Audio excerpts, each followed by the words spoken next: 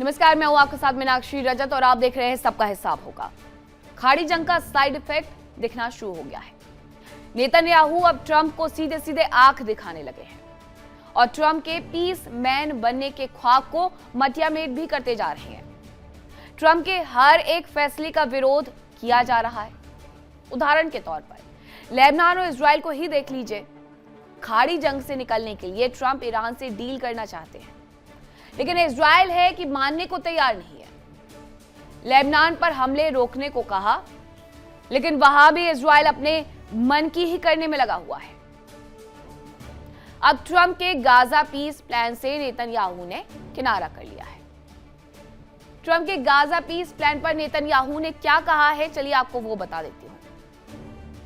मतभेद दोनों नेताओं के बीच में खुलकर के सामने आ गए हैं। ईरान के बाद गाजा मुद्दे पर ट्रंप नेतन्याहू में जो मतभेद है, उसके अनुसार गाजा पीस इजराइल नहीं ट्रंप का ड्राफ्ट है। यह नेतन्याहू की तरफ से बड़ी बात कह दी गई। गाजा पीस स्वीकार नहीं है, नेतन्याहू कह रहे हैं, और हमास के हथियार डालने तक गाजा से हमारी सेना नहीं हटने वाली है। नेतन्याहू ने बिल्कुल स्पष्ट कर दिया है। नेतन्याहू के बयानों से साफ है कि वो ट्रंप के कंट्रोल में बिल्कुल भी नहीं है। ट्रंप की हालत अब धोबी के कुत्ते की तरह हो गई है, जो घर का रहा ना घाट का। अमेरिका में अप्रूवल रेटिंग डोनाल्ड ट्रंप की लगातार गिरते जा रही है।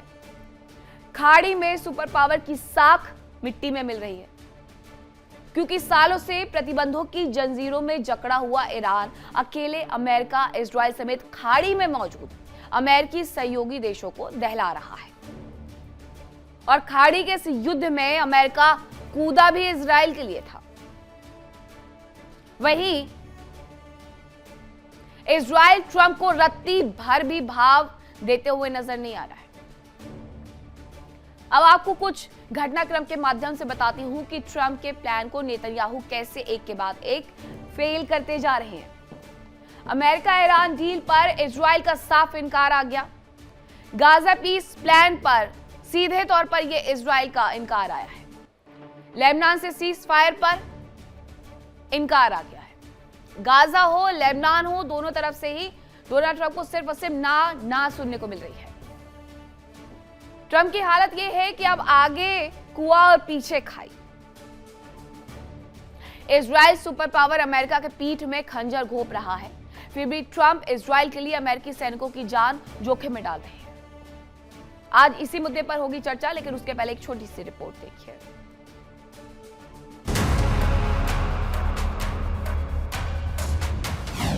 नेतन्याहू ने ट्रंप को दिखाई आग, सुपर पावर की मिट्टी साफ।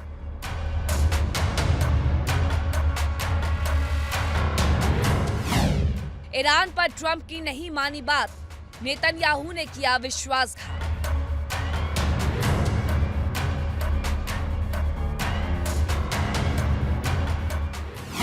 गाजा पीस ड्राफ्ट ट्रंप का ड्रामा, इजराइल को नहीं लेना देना।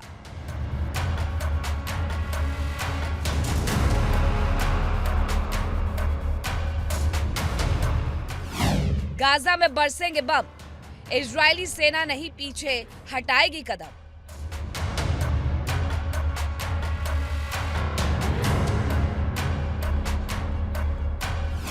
खाड़ी जंग के साइड इफेक्ट, ट्रंप नेतन्याहू के बीच मतभेद। अब चर्चा की शुरुआत करूं, लेकिन उसके पहले बड़ा सवाल यह है कि ट्रंप के पीस प्लान से इजराइल के इनकार के बाद क्या गाजा के साथ ईरान में भी जंग की आग और ज्यादा भड़क जाएगी?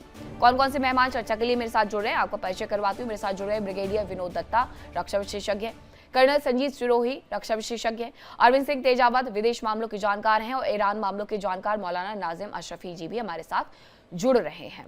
तो ब्रिगेडियर दत्ता, क्या हो गया है नेतन्याहू को? नेतन्याहू सीधे सीधे ना पर ना किए जा रहे हैं। अमेरिका नाराज हो जाएगा अपनी सेना और अपने जो सपोर्ट उनकी तरफ से मुहैया करवाया जा रहा है इजराइल को, क्या वो पीछे नहीं हट जाएगा इस तरीके से? डर नहीं है इजराइल को? नहीं, देखिए, इजराइल को डर इसलिए नहीं है क्योंकि अगर आप अमेरिकन इकोनॉमी देखें तो जो सबसे धनाढ्य लोग अमेरिका में हैं वो ज्यूज है, जो सबसे जहनी लोग हैं वो ज्यूज हैं, और करीब 70 लाख ज्यूज अमेरिका में रह रहे हैं। और वहाँ की इकोनॉमी में उनका एक बहुत ही अहम योगदान है। तो अमेरिका के पास कोई बहुत ज्यादा विकल्प नहीं है। और नेतन्याहू के इस बिहेवियर और ट्रंप साहब के इस बिहेवियर के पीछे दो पॉइंट मुझे नजर आते हैं। पहला तो ये है कि नेतन्याहू साहब ये नहीं चाहते कि साहब इस जो पूरा एरिया है इसमें पुरअमन तरीके से कोई काम हो, क्योंकि उनके अपने पर्सनल इंटरेस्ट हैं। क्योंकि उन्हें मालूम है कि जिस दिन वहां शांति बहाल हुई उसके दूसरे दिन ही उनको अपदस्थ किया जाएगा और उनके खिलाफ लीगल एक्शन या लीगल प्रोसीडिंग्स वहां शुरू होंगी, पहली बात।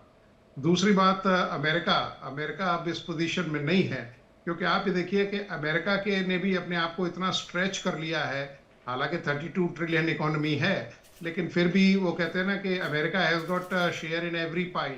मतलब जहां भी कोई चाहे युद्ध शुरू होता है या युद्ध जैसी स्थिति बहाल होती है, तो वहां अमेरिका का हाथ रहता है। और अमेरिका बिना पैसा खर्च किए ऐसी स्थिति न तो उत्पन्न कर सकता है और ना ही उनको सपोर्ट कर सकता है।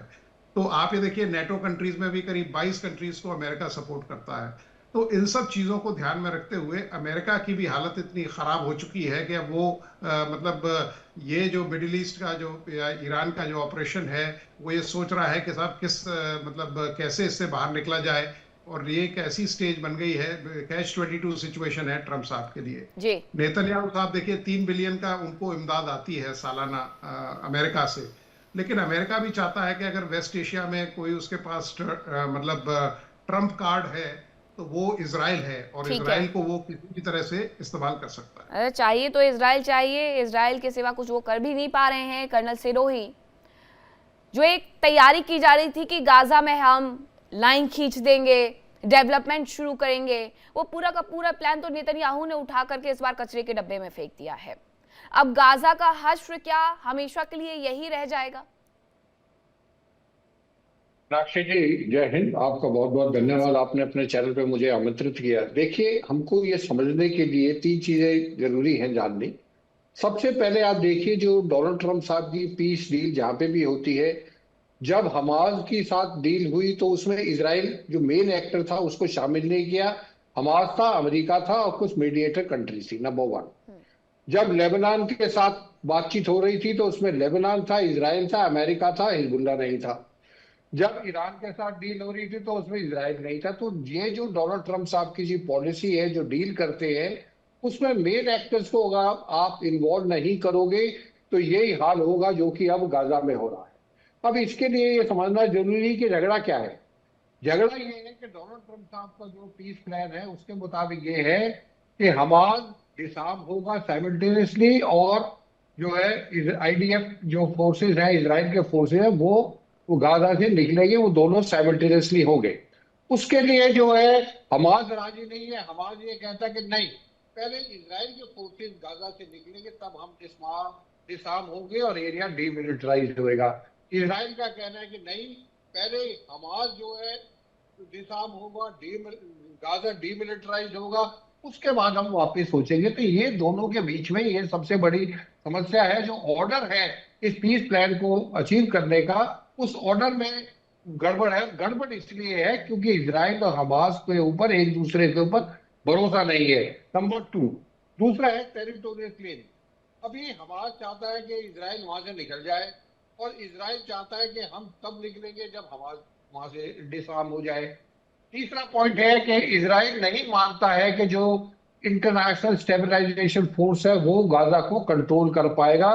तो इजराइल चाहता है कि गाजा की सिक्योरिटी इजराइल के पास रहनी चाहिए। अगर इजराइल के पास नहीं रहेगी तो ये मामला इतनी जल्दी से सुलझेगा नहीं। तो ये डोनाल्ड ट्रंप साहब मजबूरी में, जैसा ब्रिगेडियर साहब ने अभी बताया है, उनकी मजबूरी ये है कि वो किसी तरीके से इस लड़ाई से, चाहे वो हमास का हो, हिजबुल्लाह का हो, ईरान का, एक अपनी जो है निकलना चाहते हैं। और दूसरी तरफ बेंजामिन नेतन्याहू है, उनको पता है कि अगर ये लड़ाई चलती रही तो जो अक्टूबर में इलेक्शन है, हो सकता है उनको जो पोस्टपोन कर दिया जाए, या कोई चीज ऐसी की जाए जिसकी वजह से हो सकता है वो इलेक्शन जीत जाए, जिसके चांसेस बहुत कम है। तीसरी चीज है, बेंजामिन नेतन्याहू के ऊपर पॉलिटिकल प्रेशर है। उनके दो जो मिनिस्टर हैं, बेजल स्मोट्रिच और इतम बेंगेर, उन्होंने साफ कह दिया है कि ये अगर हम विड्रॉ करेंगे इट विल बी बिट्रेयल। तो बेंजामिन नेतन्याहू के ऊपर जो है पॉलिटिकल प्रेशर है, डोमेस्टिक प्रेशर है, जिसकी वजह से वो इस चीज को कभी नहीं मानेंगे। चाहे डोनाल्ड ट्रंप साहब कितनी बारी भी इसको बोलते रहे, गाजा में पीस नहीं आ सकता, जो आपका क्वेश्चन है। जी। आने वाले समय में गाजा में पीस नहीं आएगा जब तक हमास और जो है इजराइल है, इनके आपस में जो दोनों के बीच में ट्रस्ट नहीं होगी, ट्रस्ट डेफिसिट रहेगी, तब तक इसका कोई इलाज नहीं है। जी ठीक है अरविंद जी, अब यानी कि सीधे सीधे ये कहा जाए कि सुपर पावर अपने आप को बताने वाला अमेरिका नेतन्याहू या फिर उनके देश इजराइल की तरफ से सीधे सीधे मॉडरेट किया जा रहा है। अब नेतन्याहू ये तय कर रहे हैं कि अमेरिका क्या करेगा और क्या नहीं करेगा, ना कि अमेरिका तय कर रहे हैं नेतन्याहू के लिए। मीनाक्षी जी, अगर हम ये सोचते हैं कि इजराइल और अमेरिका दोनों अलग अलग हैं, तो मुझे लगता है कि हम बहुत ही सीधे हैं। क्योंकि प्रेसिडेंट ट्रंप ये इंटेंशनली चाहते हैं कि इजराइल जब ईरान के साथ डील हो तो वो ना रहें। ठीक जैसा कि कर्नल साहब ने कहा कि जब लेबनान के साथ बातचीत होती है तो हिजबुल्लाह को शामिल ना करें, हाँ। ताकि एक बहाना ढूंढा जा सके मासूम लोगों को मारने का। और जब तक रही बात ताकतवर देशों की, तो बड़ी बड़ी सत्ताएं गई है, और गाजा के वो लोग हैं जो इतने नरसंहार के बाद लगभग आप समझिए कि हर एक फैमिली में किसी न किसी को खोया है, किसी का बाप गया है, किसी की बेटी गई है। तो हर एक कोई भी परिवार ऐसा नहीं है जहां का इंसान नहीं गया है, पर वो लोग बावजूद उसके झुकने के लिए तैयार नहीं है। वो आज भी यही कहते हैं कि 48 में जो यहूदी यहाँ आए थे हमारे देश में और पूरा हमारे देश पे कब्जा कर लिया, वो बिल्कुल ही गलत था। हमारा लगातार शोषण हो रहा है, और जो ईरान के सेटलर्स हैं वो अभी भी कर रहे हैं। वो लगातार उनको बहुत ही एक सीमित से सकड़े से गलियारे में उनको खदेड़ देना चाहते हैं, और उनका अगला प्लान ये है कि पूरे गाजा को खाली करवा दिया जाए और उनको वेस्ट बैंक शिफ्ट कर दिया जाए। या तो वो वेस्ट बैंक चले जाए, या अड़ोस पड़ोस के जितने भी जो मुस्लिम कंट्रीज हैं वहां वो धकेल देना चाहते लेकिन हैं। वो भी तो इजराइल और के वहां कब्जे के में है लोग, ना। जी हाँ बिल्कुल, तो वो चाहते हैं। उन्होंने, प्रेसिडेंट ट्रंप ने पहला ऐसा घोषणा की थी कि अगर वो गाजा पूरा खाली कर दें तो यूनाइटेड स्टेट उनकी मदद करने के लिए तैयार है। फिर जब अंतर्राष्ट्रीय विरोध हुआ तो उन्होंने कहा कि नहीं, हम वहाँ पे कुछ डेवलपमेंट प्लान चलाएंगे। पर अभी जो पीएम नेतन्याहू के ताजा बयान के बाद में ये लग रहा है कि ये सब छलावा है, केवल दिखावा है, और ऐसा कुछ भी नहीं होने वाला। और पीस वहां के हमास को खत्म करने से नहीं आएगा, क्योंकि हमास से पहले के जितने भी ऑर्गेनाइजेशन थे मीनाक्षी जी, वो सारे के सारे शांति प्रिय ऑर्गेनाइजेशन थे। ये कट्टरपंथ और वहां पे वायलेंस धीरे धीरे आ रहा है। जैसे जैसे ये लग रहा है कि इसराइल के साथ कोई बातचीत पॉसिबल ही नहीं है, वहां के लोग बिल्कुल भी, सेटलर्स वगैरह उनके साथ बिल्कुल भी रहम नहीं बरत रहे, उसके बाद में आप देख रहे हैं कि वहां पे जो रेडिकल जो फोर्सेस हैं वो उसके बाद में धीरे धीरे ताकतवर हो रही है। ये अचानक से नहीं हुआ है, और उसने एक लंबा समय लगा है, 4 डिकेड 5 डिकेड, उसके बाद में हमास ताकतवर हुआ है। और आप अगला देखिएगा कि हमास से भी ज्यादा भयानक जो वायलेंस वाले लोग हैं वो आएंगे। ये इतिहास साक्षी रहा है। जबरदस्ती सेनाओं के बूते पर मतलब दिमाग वाले लोगों को नहीं झुकाया जा सकता है, मशीनों को ऑर्डर दिया जा सकता है, इंसानों को नहीं। मीनाक्षी जी। जी, मौलाना नाजिम अशरफी, लेकिन ईरान तो यही चाह रहा था कि हमास हथियार ना डाले। अब आपके मन की हो गई है, लेकिन मुसीबत भी आन खड़ी हुई है कि ये गाजा में फैला हुआ युद्ध और बर्बादी ईरान की तरफ भी लेकर के आएगा। नहीं, देखिए मीनाक्षी जी, ये जो हम बहुत बार डिबेट में बैठे हैं और बहुत बार हम बात करते हैं, सभी लोग जो इसमें अच्छे खासे जानकार हैं, मेरे ख्याल से दानिश्वर लोग हैं, ये मैं बार बार ये कहता रहा हूँ कि ये मसला इजराइल, यूएस, ईरान, ये सब था ही नहीं। मसला जो है कहीं ना कहीं, ये देखिए, कोई कुछ भी कहे कहने को, लेकिन ये सच्चाई है, वो ऐसी हकीकत है जिससे हम मुंह नहीं फेर सकते। बिना अमेरिका के, बिना यूएस के, इजराइल नो नथिंग नेवर, कुछ नहीं है, कुछ भी नहीं है। चाहे दिल बहलाने को आप कुछ भी कहिए कि इजराइल ये है, इजराइल वो है, एक छोटे से तट पर बसता है समुद्री, और उसे बाद में बसाया गया, जैसे कि अभी आप सुन रहे थे, जबरदस्ती वहां कब्जा किया। गजा का जो मसला है, ये जो जंग है, ये जंग है पुराना काबा, जिसे बैतुल मुकद्दस कैसे कहते हैं, मस्जिद अल अक्सा, मैंने और भी पीछे कई बार कही है, इसमें नेतन्याहू जो है अलग तरीके से सोचते हैं। उसका मानना यह है कि मैं इस पे धीरे धीरे लोगों को मारूंगा, लोगों को टॉर्चर करूंगा, मैंने काफी लोगों को नष्ट कर दिया, खत्म बर्बाद, वो चले जाएंगे। जैसे कि अभी बात हो रही थी कि इधर उधर जो मुस्लिम कंट्रीज हैं उनमें इधर उधर लोग भाग के जो सेट हो जाएंगे, बट ऐसा होगा नहीं। क्योंकि वो जो चीज है ना, मस्जिद अल अक्सा, वो एक ऐसी चीज है, मुसलमानों का पुराना काबा उसको कहा जाता है। पहली बार जब नमाज पढ़ी गई तो सारे नबियों ने उधर ही को रुक करके नमाज पढ़ी, और हजरत मोहम्मद रसूलुल्लाह सल्लल्लाहु अलैहि वसल्लम ने को भी पहली बार नमाज उधर ही को पढ़नी पड़ी। लेकिन लोगों ने उनसे कहा कि भाई आप अगर आखिरी नबी हैं और आप स्पेशल मैसेंजर हैं, आप स्पेशल पैगंबर हैं, तो आपको तो सब कुछ स्पेशल होना चाहिए। तो उन्होंने अल्लाह की बारगाह में दुआ की कि अल्लाह मेरा कोई ऐसा मैं किधर को रुक करके नमाज पढ़ूं। तो उन्होंने कहा आप मस्जिद अल हराम की तरफ रुक कर लीजिए, यानी जिसे हम काबा कहते हैं, जो जो मक्का में है, मस्जिद अल हराम की तरफ रुक करके आप नमाज पढ़िए। तो दोबारा उधर पड़ी गई। तो यहाँ जो मसला है आस्था का है, यहाँ मसला जो है, अब ये मसला आस्था का जो है ये गल्फ कंट्रीज का है ओवरऑल। जो जितने मिडिल ईस्ट हैं, कहीं ना कहीं वो ईरान भी है, वो इराक भी है, वो सारे हैं, गजा, हमास, जितने भी हैं जो मुस्लिम जो आस्था रखने वाले लोग हैं, उनका सबका ये मसला है। लेकिन यहाँ एक चूहे बिल्ली की चाल और चली जा रही है।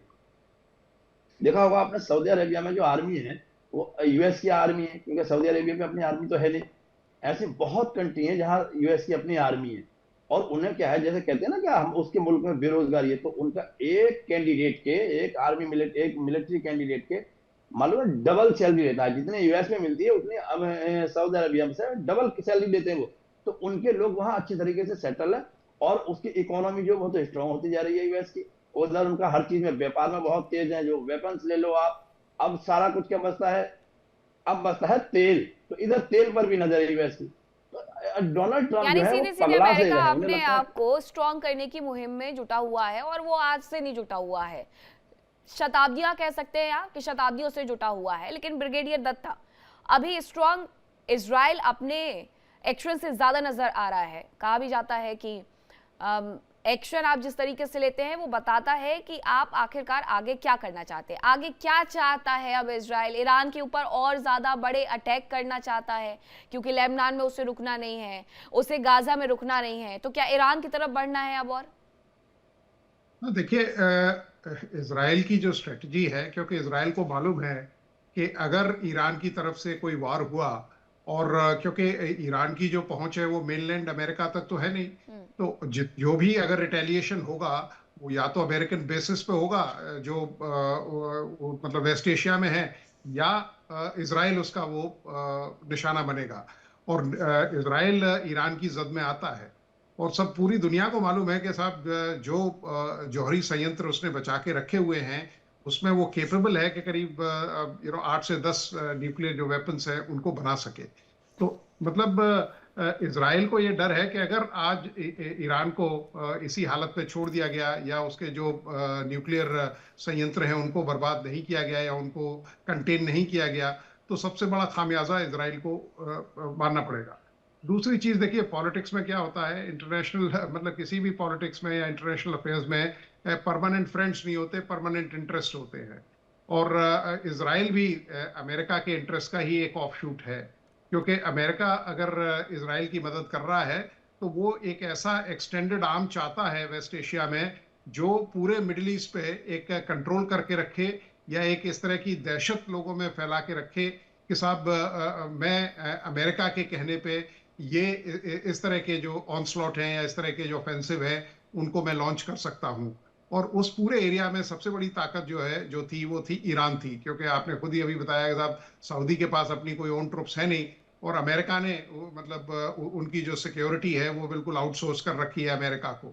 लेकिन ये बात इस युद्ध से ये साबित हो गई है कि अमेरिका मतलब उनको कोई सिक्योरिटी प्रदान नहीं कर सकता। उनका करोड़ों और अरबों रुपए का जो बिजनेस का लॉस हुआ है उसके लिए अमेरिका और केवल अमेरिका ही जिम्मेदार है। तो इजराइल को मालूम है, और इजराइल का भी देखिए जो उसका डिफेंस पोटेंशियल है वो काफी डेन्यूड हो गया है, वो काफी दिनों से लड़ाई में है। And war is a very costly hobby. मतलब आज वो जमाने लग गए कि साहब तब warfare was an affordable operation.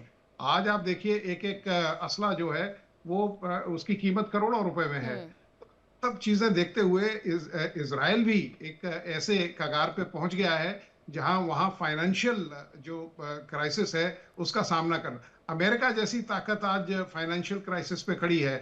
America के जो असले थे या जो उसके ऑर्डिनेंस डिपोज थे वो खाली होते हुए नजर आ रहे हैं। हाँ, और ये जो बार बार संसद के सामने, उनकी कांग्रेस के सामने सवाल भी खड़े होते हैं जब पेंटागन कहता है कि भाई और पैसों की आवश्यकता है। लेकिन कर्नल सिरोही, अगर इस बात से इनकार किया जा रहा है कि लेबनान में हम नहीं रुकेंगे, हम गाजा में भी नहीं रुकने वाले हैं, तो क्या ये डोनाल्ड ट्रंप को सीधे सीधे ये बताने का प्रयास नहीं है कि आप कहाँ पर स्टैंड करते हैं? क्योंकि हमारे यहाँ से ज्यूज सबसे ज्यादा वहां पर रहते हैं, अमेरिका में रहते हैं, अच्छे खासे अमीर हैं, तो आपको अपना स्टैंडर्ड थोड़ा सा मेंटेन करके चलना पड़ेगा। जो नेतन्याहू कहेंगे वो सुपर पावर अमेरिका को करना पड़ेगा।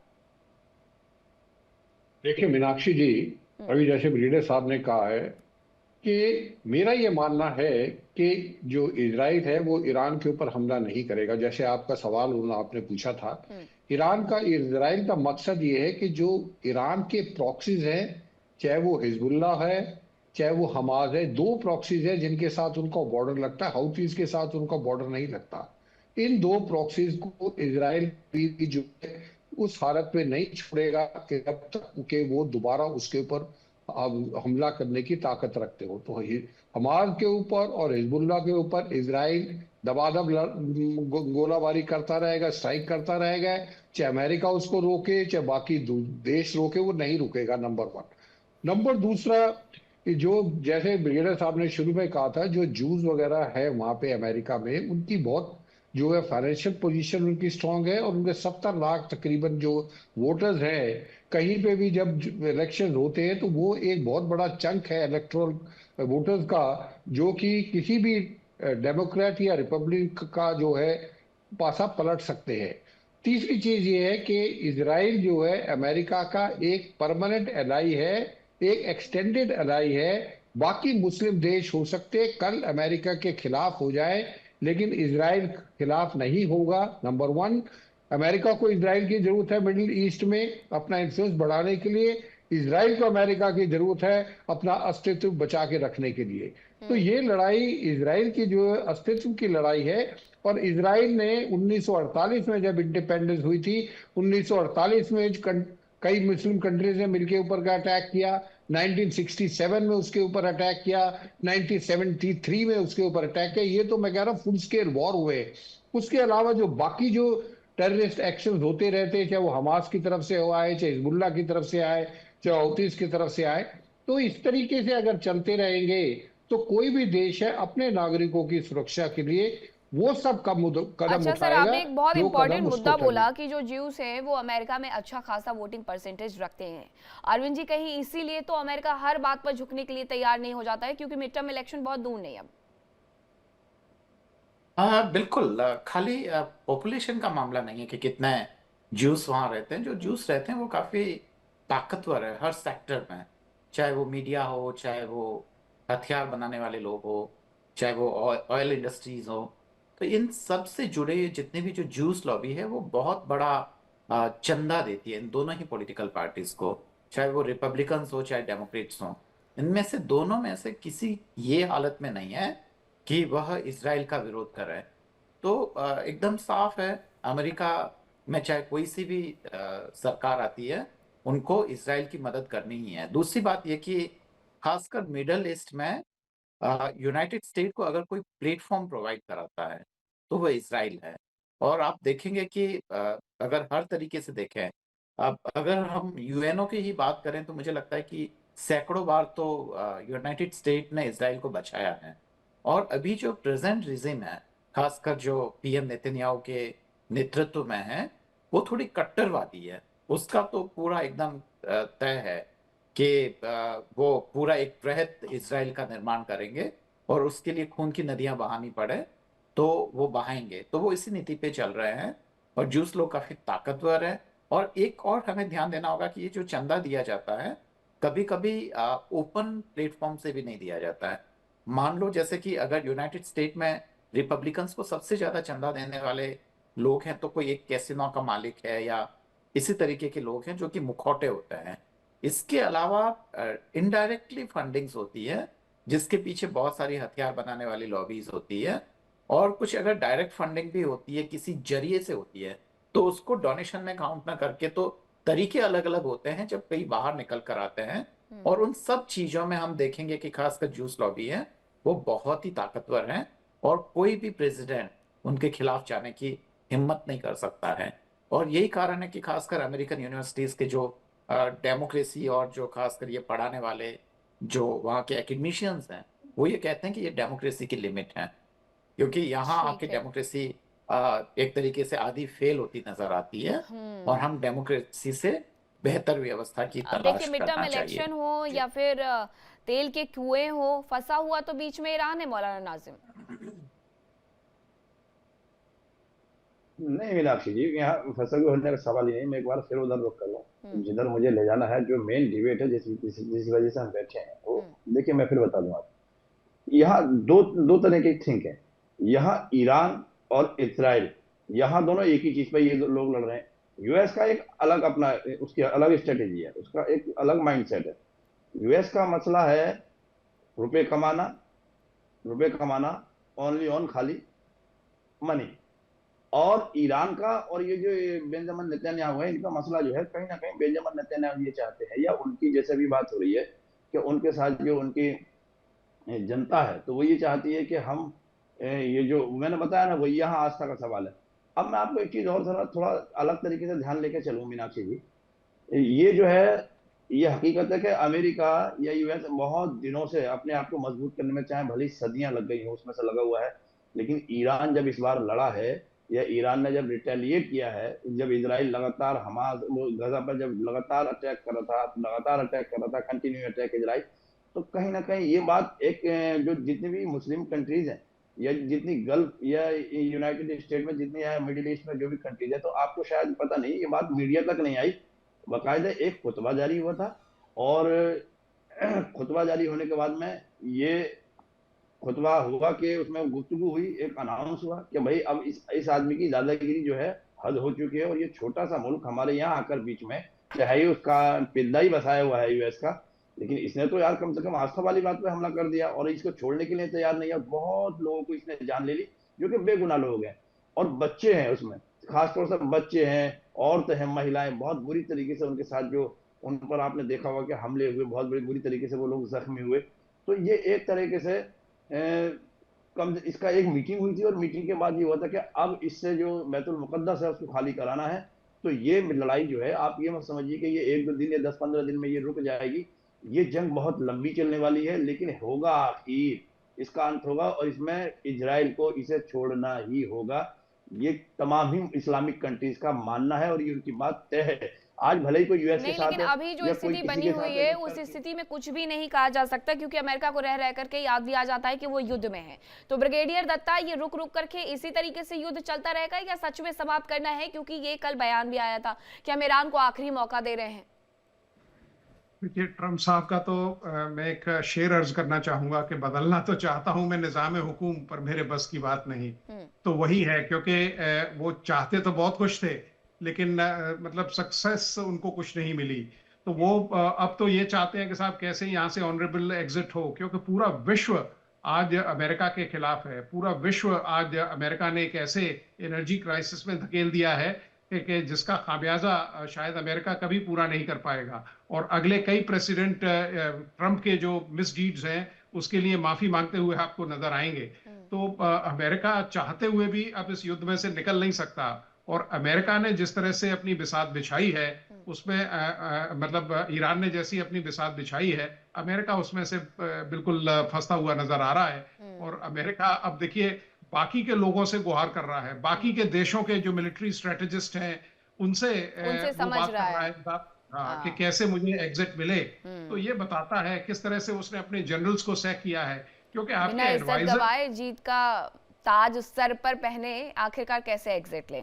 बहुत धन्यवाद आप सभी का मेरे साथ जुड़ने के लिए, चर्चा का हिस्सा बनने के लिए। वक्त इतने की इजाजत देता है, रुक रहे हैं एक बहुत छोटे से ब्रेक के लिए, कहीं मत जाइएगा, खबरों का सिलसिला लगातार जारी है। देखिए इंडिया डेली 24/7 अब आपके स्मार्ट टीवी पर। इंडिया डेली मौजूद है सभी डिजिटल प्लेटफॉर्म पर लाइव और लगातार।